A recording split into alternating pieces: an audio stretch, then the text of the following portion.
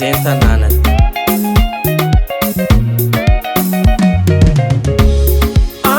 malale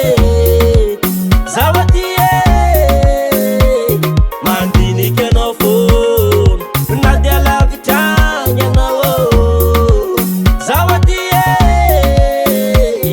matsara anao fono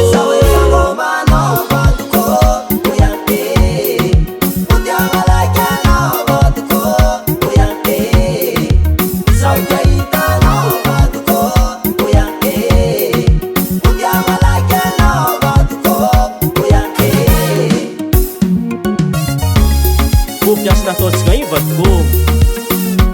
anao matokisa za tsy vadika amin'ny teny fagnaragnatsika roe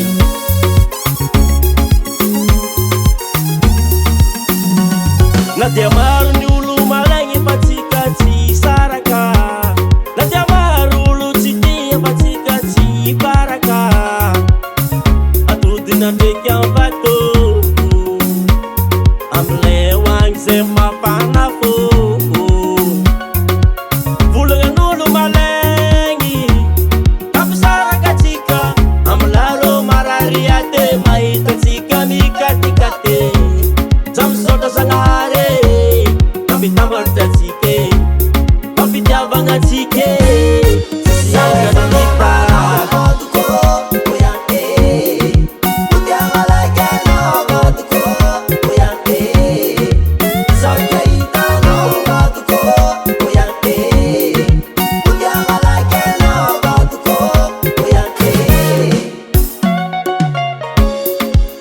atsika faloha io vadiko aloha fo